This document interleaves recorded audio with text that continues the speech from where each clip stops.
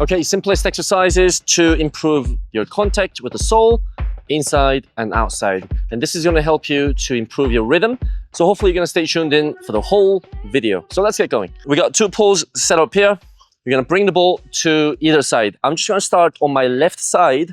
And when you're on the left side, you're going to have your left foot on top of the ball with the sole. Now, it's important that when you catch the ball with the sole, it's going to be the tip of the toes rather than your whole foot or the middle of the foot going on top of the ball. And this is to prevent you from falling or losing the balance on top of the ball. So you always want to be keeping that about a step away from the ball. So that way you're nicely extended with the tip of the toes on top of the ball.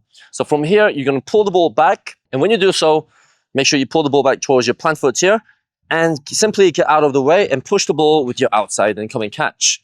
So you pull and you push, pull and push, pull and push. Simply repeat, pull and push. Now the little detail we're looking for here, when you pull the ball back, can you pull it back towards your plant foot here? And then you push the ball back on the line. So pull back off the line, pull back onto the line.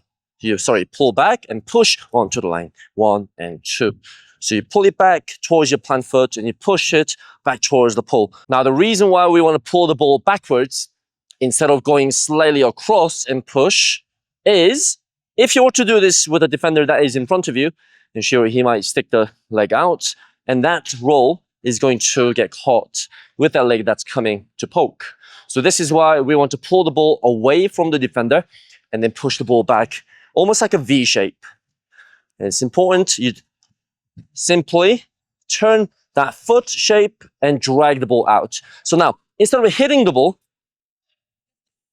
you want to slowly drag the ball out. Pull back, drag the ball out.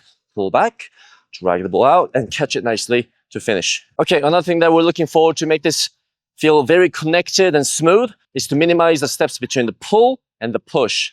So sometimes you might see a player, or even when you're doing it, you might just go pull, push, and multiple steps and come to grab the ball again. Ideally, we can avoid this by going pull, push, 1, 2, catch. Pull, push, 1, 2, catch. As you drag the ball out, you do not want to come to the ground immediately because that's going to have you possibly make more steps or take more steps. So you want to go pull, drag the ball out, 1, 2, control. 1, 2, 1, 2, control. So if you just start to speed it up just a little bit, you might go there. Now, if you want to start taking this a little bit wider, then you might go little lunge there. You push the ball out wider, little lunge. See how far you can lunge. So that way you can understand how much you can push the ball out to maximize that distance. With good technique, pulling the ball back and pushing the ball forward back onto the line. So to maximize the distance of the ball that's traveling, we need to be a little bit more patient in terms of when we pull the ball back. Don't be in such a rush or hurry to push that ball out. You don't need to be doing all this too fast. Be a little bit more patient. Let the ball travel further back towards you. Take a step back, and then you can get the ball out. 1 and out. Pull, let it travel as long as you can, or as long as you can allow it to. Pull it back, and then you go out. Pull back and out. No rush, right? It does not have to be crazy fast. Take your time. Pull and out. Pull and out. It's about timing. It's about the distance. It's about the angle. It's to stay with the ball as long as you can when you're making the contact. So after you pull the ball, and your initial contact should stay with the ball for as long as you can. So it feels like you're dragging the ball out instead of hitting the ball.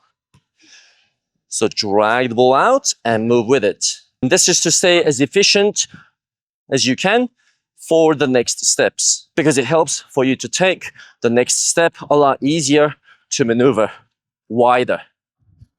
Okay, so the variation from here is going to be little pull, inside touch, and then go out. So notice how I don't draw my foot after my initial inside contact. it's going to be pull backwards, inside touch, and push. Hang in the air, and then you drag the ball out. Pull backwards, catch the ball, and push the ball out. Sole, inside, outside. Sole, inside, or instep, okay? So 1, 2, and 3. Ideally, what you can do here with the inside touch is to perfectly kill the ball. And the reason is, if the ball moves, then I need to move a lot more with my foot to make the outside touch, right? It becomes a little awkward, right? And it puts you off the balance. Let's pull it nicely, kill the ball, so that way the ball does not go anywhere, and you should stay very close to my inside. So all I need to do from here is just simply going to come around and push the ball. 1, 2, 3. 1, 2, 3. The faster you pull the ball here, all you need to do is a quick transition, right? So you jump out of the way and catch the ball. In terms of the balance, you just want to make sure that you're not catching the ball in front of you with your inside, because I feel this is a lot harder to balance than this, right? Especially if I want to be closer to the ball, this becomes harder to balance than that. As you pull it, do not control the ball. When it's in front of you, let it come past you again, as we did before. So you pull and catch the ball further back. Let the ball travel past you. So you pull, control, then come out. Pull, control, come out. The wider we are, the better it's going to be for our balance. And obviously, when we get wide, we just need to come a little bit lower by bending our knees. 1, 2, low, and drag it out. 1, 2, and drag it out. Don't go too fast. You don't have to go bang, bang. You don't have to. Practice the separate touches, individual touches. So you pull, 1 and 2. Pull, 1 and 2. So let's speed it up just a little bit.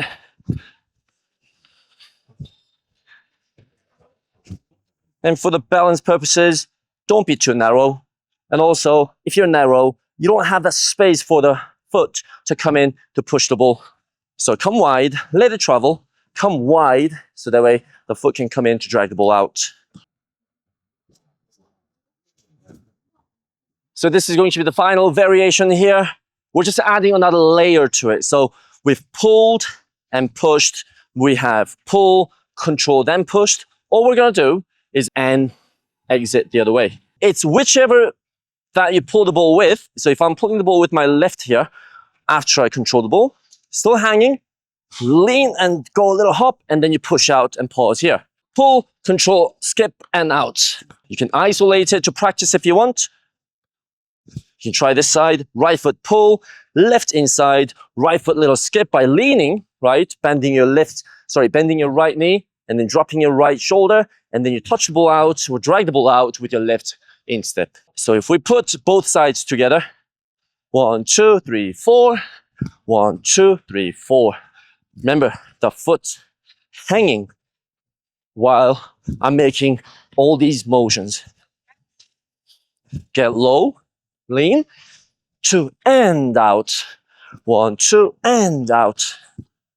And out, okay? Another little detail here is going to be, can you pull and can you already be leaning as you make the inside touch? Well, it's going to really kind of force you to make that little skip. Because if I lean, your body will naturally do that to not fall. So that's what I call really a commitment. 1, 2, commit to the side and there and out. So 1, 2, and out.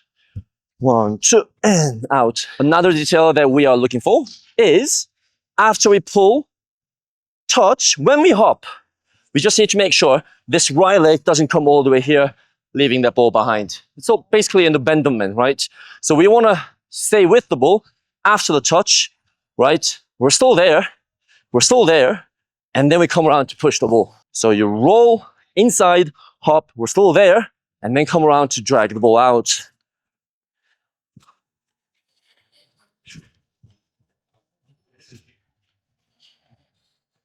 Right, so the final variation and the exercise is actually to practice as we're moving. So we have all these cones set up, and on my right side, I put up my yellow plungers, I would say, set up. And on the left side, I've got my orange cones ready for me. So the distance between the cones are actually about 4 big steps, maybe 4 or 5 meters, I would say. And these cones are designed in a zigzag manner. And in this case, I will be going towards the cone instead of the spaces.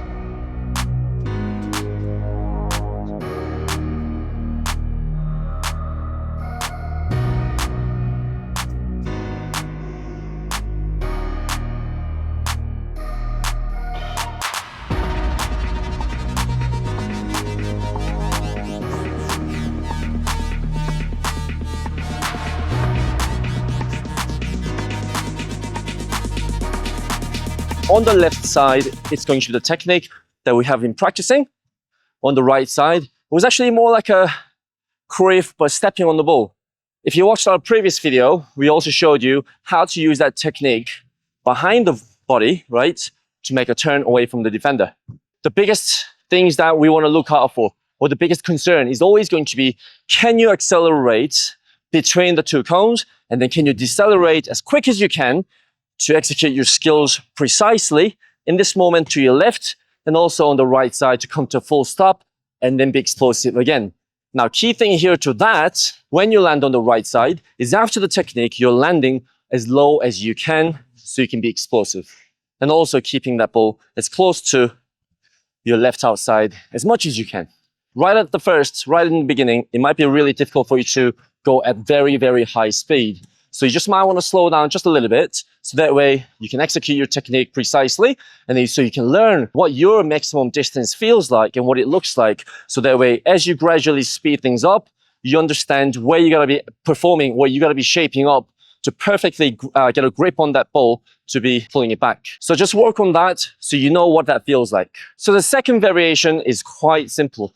We're just adding another layer to it, which is right before we do our technique, we're going to do our scissors, which is going to be right foot around, left foot out. Now, the second part to that on the right side, we're going to throw one more time and then come around the pole this time. 2 details to look for. Just push the ball out before we approach on the left side. Just push the ball out big enough where we can sprint towards it and extend our leg to grab the ball nicely before the orange cone. So you must understand what that feels like in terms of the weight of the touch and that distance that you need. The second part, as soon as you make the turn, you've got to come low, almost come to a pause, and then from there, you're just going to throw yourself to the left, then get around the pole. Come to a full stop, and then really making your commitment to go around the ball and then come out. Get wider, get lower, drop your shoulders.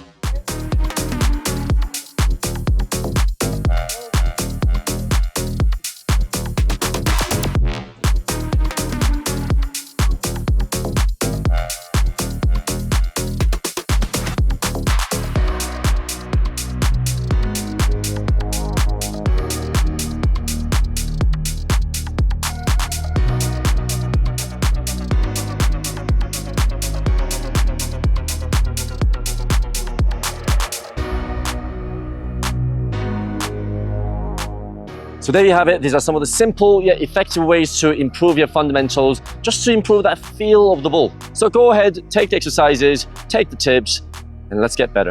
Fundamentals, power, high performance. We'll see you next time.